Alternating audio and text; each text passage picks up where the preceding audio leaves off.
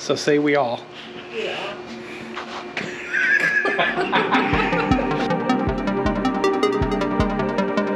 So I'm headed out to open up the shop for Kyle. He's going to come over and work on that drywall.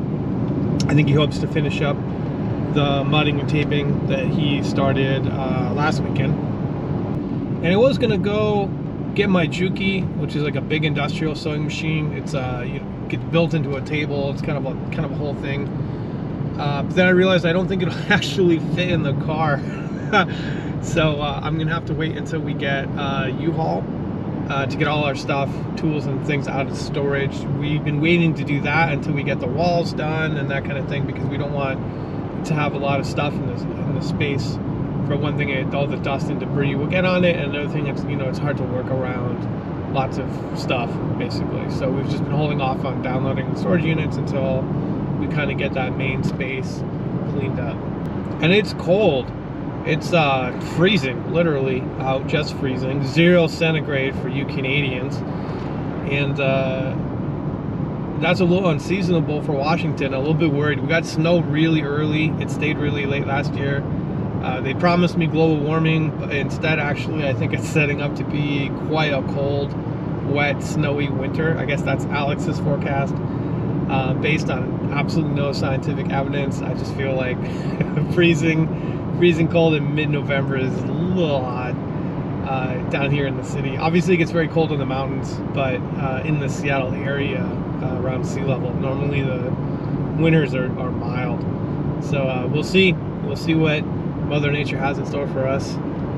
So Kyle brought me a Netgear access point so we can get some Wi-Fi here. This thing's pretty cool because it's PoE. So I can mount it up really high and just run one cable to it, like the security cameras. Because I really just hate running power, and I really hate blowworks a lot. The what? The data signal? Data signal. Yeah. The what? On the Ethernet cable. The AC current goes foo, foo, foo, foo, foo, and then the Ethernet's like, and then the router's like, I didn't hear you. Could you say that again? You mean from the lights? Yeah. Okay. You think it'll cause interference? Yes. Even though it's twisted pair? Yes. Okay. Is We'll it see. shielded twisted pair? No, that's what the U means, it's unshielded. There is shielded twisted pair, but it's like super exotic. Yeah. Nobody has it. Some people do when they run lights right next to where their Ethernet goes. I run Ethernet next to AC all the time. It's fine. AC is different than fluorescent lights. Because fluorescent lights, they kick up their voltage to like 700. Fine. It induces problems, Alex. We'll find out. I know. It's one of those things where you can like make this gigantic headache beforehand, or you just plug the fucker in and find out. No, I'm just gonna plug the fucker in. Yeah. This is like the finest China Cat 4 2. I mean, it is Cat 5, but it's like, feel it. Look how cheesy it is.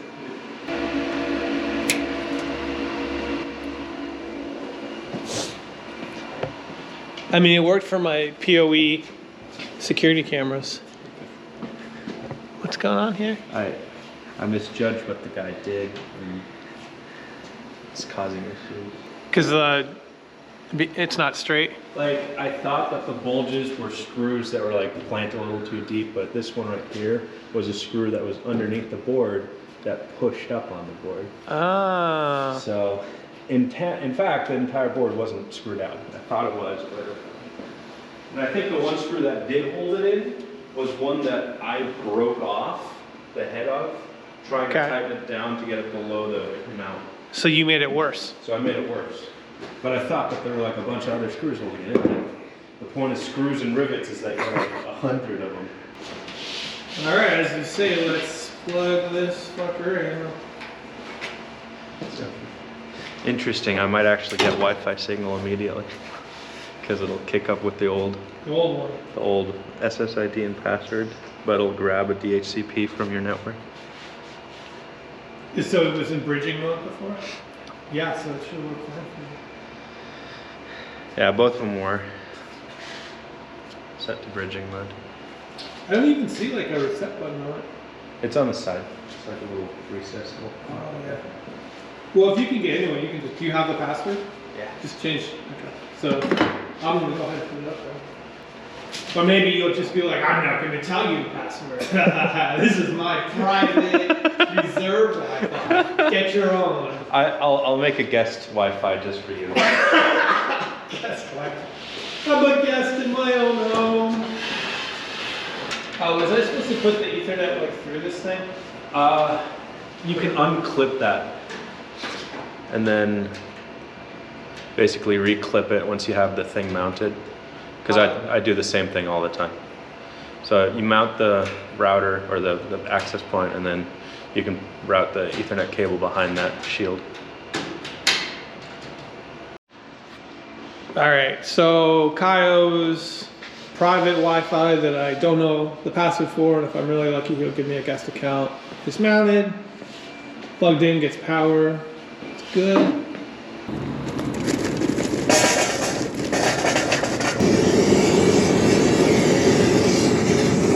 You'll notice I have a very safe distance, half a foot at least.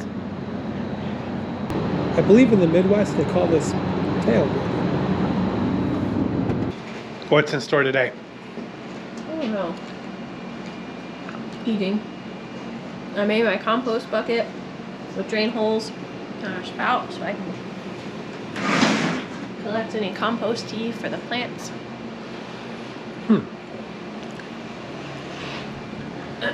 And we are very safely making hamburgers. It's making the shop smell nice. Unless like leftover cinder block dust. They say it's bad for you, yet it smells so right. Yep, it does. This delicious, nutritious meal. I made for everybody. Looks fantastic. For the paleo guy. There you go. Look at that. Delicious. Relying on the quality of the grill and the meat. It is very good. Want chips? Do cavemen have potatoes? They're merely potatoes that have been cooked. They just gotta squeeze the oil out of a deer, slice up a potato. Find a pot capable of the temperatures needed. Oh, so if they can cook it on a stick, it's okay. Yeah, that fine handiwork. So fun. Completely not annoying that they didn't finish their own job and they were doing it. I'm not bitter. It's okay. It's pretty common. I see a lot of garages that just get as far as they did and that's it. No one ever finishes them. It's really, really common. It's like, so what's really annoying for me is if you look right here, that little bulge and this, that's them not properly taping. And there's no way to fix it unless I tear the entire tape out and redo it. And I don't want to do that. Right. And there's no way to get it flat because what happens is the moisture softens up the paper, the air draws in, and that's where the bubble comes from. So it's basically you have to like layer on the sides and then like sand over it. It's just Hang a sign. It's just like It looks like it'll be, oh, maybe it'll be right in line with the purple stripe. Yeah, the purple stripe. The purple stripe, remember, is, she's right, it's about that level, because we were saying it's going to be 2 blocks down for 2 blocks.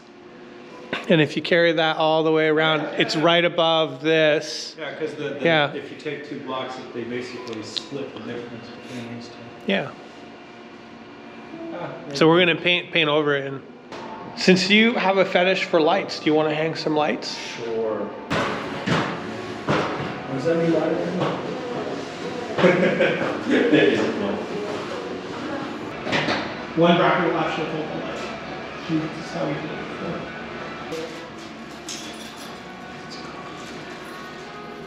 Jesus. You're the one who wanted. I know, I love it. It's just like my brain was aware that you were like doing everything to plug it in, but then the moment came and I was screws.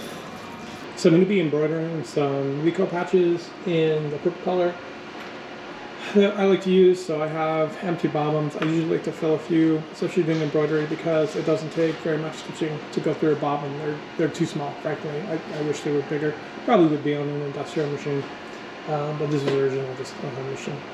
So load it up. It's always fun to watch these. All right.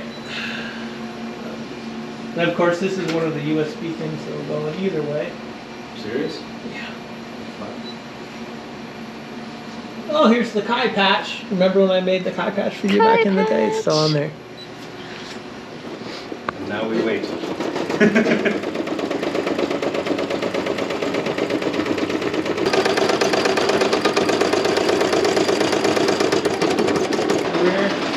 See that the center is still a darker shade than the rest of it. And, it's supposed to. And I basically started with those, so it's a good like reference point.